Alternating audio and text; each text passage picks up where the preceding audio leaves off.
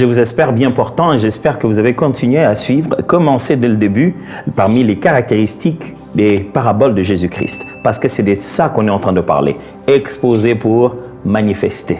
On parle des caractéristiques des paraboles de Jésus-Christ. Et aujourd'hui, je vais vous parler du 4e point.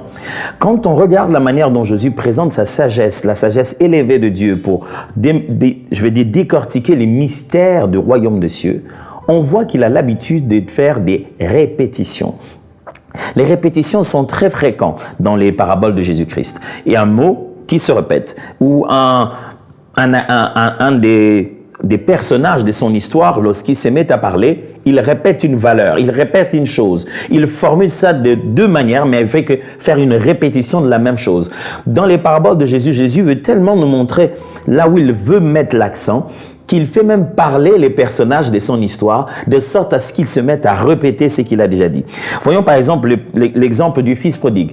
L'enfant dit « Père, j'ai péché contre les ciels et contre toi, je ne suis plus digne d'être appelé ton fils. Père, j'ai péché contre le ciel et contre toi. » Il fait ces répétitions bien précises en disant « Père, j'ai péché contre toi et contre le ciel. Père, j'ai péché contre toi, contre le ciel. » Il fait des répétitions pour qu'on sache où se trouve son mal, contre qui il a péché. Regardez par exemple la parabole du serviteur fidèle. Regardez, écoutez ce que le maître dit. « C'est bien bon, fidèle serviteur. Tu as été fidèle en peu de choses, je te confierai de grandes, beaucoup plus. » Vous voyez ça?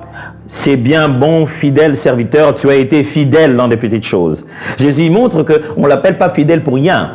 Il y a bel et bien des raisons pour lesquelles on l'appelait fidèle. Si vous voulez, la parabole de fils prodigue, c'est dans Luc chapitre 15, article verset 21. Et la parabole dont je viens de parler du serviteur fidèle est dans Matthieu chapitre 25, versets 1 à 23. Les répétitions. Quand Dieu nous parle, en vue d'attirer notre attention, il répète.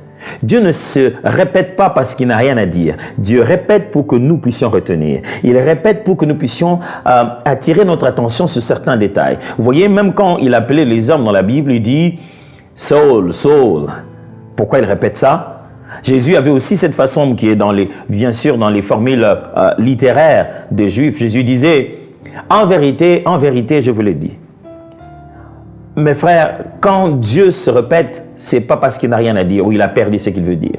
Il peut te parler ici dans une prédication, là-bas dans une prophétie, là-bas dans un songe, mais il répète exactement la même chose. Regarde ce qui est répété. Quels que soient les scénarios, quelles que soient les situations vécues ici ou ailleurs, quel que soit l'endroit où tu as été, qu'est-ce que Dieu essaie de répéter? S'il répète, c'est ça la leçon qu'il veut te donner. Alors j'espère qu'on a compris ensemble que les paraboles sont faites de répétitions. Et je vais répéter encore et encore et encore. Dieu vous bénisse.